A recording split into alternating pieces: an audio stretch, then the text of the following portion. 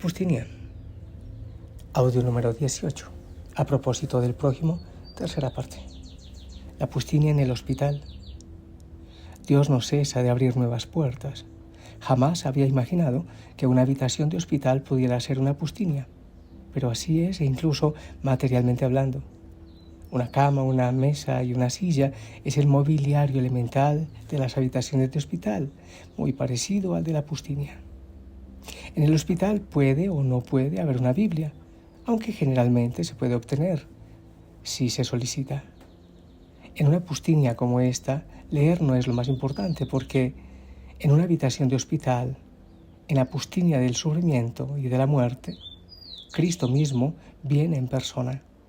Él, la palabra y el libro, y nada más. Nada más es necesario. Uno vive confinado en la habitación, y aunque las enfermeras y los médicos entren en esta Pustinia, son en realidad como sombras que se acercan o se alejan. Solo una persona no se va, Cristo. Las otras son, lo repito,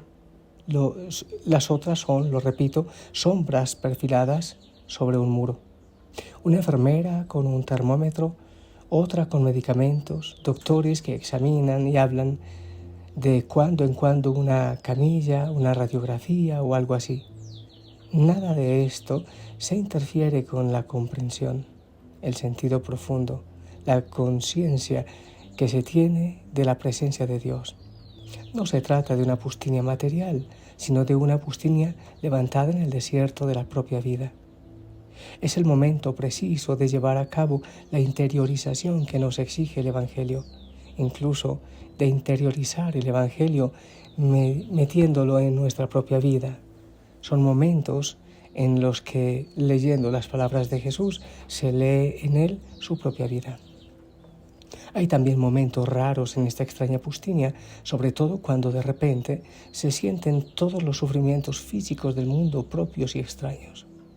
Cristo, el médico, viene en esos momentos a enseñarnos las lecciones sobre el sufrimiento y a darnos los remedios que sobrepasan y superan lo que el cuerpo médico puede ofrecer. En la habitación de un hospital nos vemos expuestos a una cuestión decisiva, que es la de la vida y la muerte. En una sala alguien siente sobre él la amenaza de la ceguera, la desesperanza de quien acaba de oír este veredicto ha entrado en mi alma. Que el enfermo sea joven o viejo no añade nada al caso, ni la edad ni el sexo tienen importancia. Es el solo hecho de la ceguera lo que me ha conducido, como en el caso del enfermo, al borde de la desesperación. Se da también el caso de quien acaba de enterarse que tiene cáncer. De repente su sufrimiento ha penetrado en mi Pustinia y he comenzado a comprender de un modo deslumbrante lo que es o lo que podría ser tener una enfermedad mortal o una invalidez. Comenzaba ahora a orar por esos 1000 aspectos nuevos del sufrimiento que aún no habían entrado en mi vida personal y que quizá había compartido vagamente con los otros, porque he sido enfermero y he asistido de diferentes formas al mismo tipo de personas que me rodeaban ahora. Pero en esta Pustinia de mi habitación de hospital, por la gracia de Dios, comprendo lo que puede suponer la ceguera y la semiceguera, no solamente en el aspecto físico, sino espiritual. He releído la parábola del ciego. Antes había sido incapaz de leerla porque tenía cortinas en los ojos. Estaba lleno de la desdicha del ciego del Evangelio, y en el momento en que estaba más frenético y tenso y gritaba porque apenas con ayuda podía llevar esa cruz que pesaba sobre los hombros de mis hermanos, la luz penetró mi ceguera. Vino un alivio de sus sufrimientos y la necesidad de transformarme en la que lleva los sufrimientos de los otros resultó tan evidente que me preguntaba por qué había dudado. Comprendí que un ciego podía ser una lámpara para los pasos del prójimo y esclarecer o iluminar las tinieblas de los demás. En esta Pustinia de hospital comenzaba a comprender que la oscuridad espiritual, el rechazo de Dios y todas las cosas que nos ciegan a veces son ilógicas. Incluso cuando me parecía rechazar a Dios, cuando me parecía haber perdido la fe en Él o en ustedes, incluso en esos momentos podía ser una luz para los pasos de otros hombres. Recuerdo ahora un pasaje de Crimen y Castigo de Dostoyevsky, cuando el asesino visita a una prostituta. Se queda estupefacto al ver que tiene un ícono con una vela encendida. Le pregunta si cree en Dios y ella, mientras se desnuda, exasperada por la pregunta, le responde con firmeza y con una fe profunda: ¿cómo podría vivir si no creyese en Dios? Un ciego puede ser una luz para los pasos de su prójimo. En la pustinia del hospital se duerme a intervalos. Durante el sueño Dios se revela. Aquel canceroso del que quizá solo se acuerde vagamente. De pronto se hace uno con vosotros, os sentís unidos a Él y nuevamente gritáis de dolor expresando, por así decir, su propia agonía. Os dais cuenta de que haciendo esto ha dejado de estar solo y vosotros también. Es como si la parte de su cuerpo alcanzada por el cáncer se hiciera cuerpo vuestro. ¿Por qué mi habitación de hospital se transformó en pustinia? Para que yo afrontara los sufrimientos y la muerte. Me di cuenta entonces de que la muerte no es una intrusa, sino una maravillosa maestra de novicios. No es la vida un fenómeno mortal, es la muerte lo que es un fenómeno provisor de vida. Los santos han afrontado la muerte con alegría porque comprendían que nacían para el reino de Dios. En la habitación del hospital que yo había transformado en pustinia, la muerte se hacía real y amigable. Un punto entre el presente y la eternidad, la muerte era la libertad si la comparaba con todas las enfermedades de que estaba rodeada. Dios se reserva el secreto del más allá, pues está escrito que ni oído oyó ni ojo vio la alegría que Dios tiene reservada para los que le aman. Pero por encima de todo, la muerte canta la misericordia de Dios. Me preguntaba si pensé durante un instante que la misericordia de Dios terminaría en el momento de mi muerte.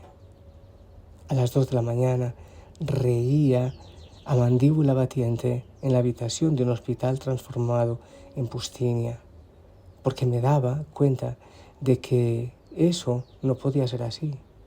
¿Cómo iba a ser? Es sencillamente imposible, pues la misericordia de Dios abarca el cielo y todo lo demás.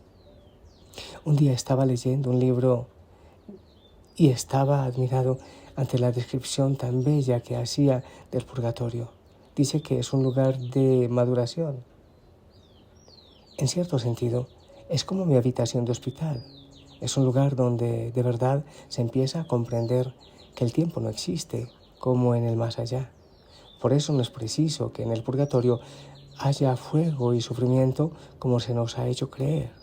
Es un tiempo de maduración y para madurar lo mejor es recurrir al amor, a la dulzura, a la ternura, al purgatorio. El purgatorio es para creer y Dios hace que es para crecer y creer, y Dios hace que crezcamos también cuando estamos en la tierra. El cuerpo de Cristo es la iglesia triunfante, militante y sufriente. Si es que es preciso llamar sufrimiento a la maduración comienza aquí y continúa más allá. Todo esto lo he descubierto a pesar de estar rodeado, recluido en una pustinia de habitación de hospital.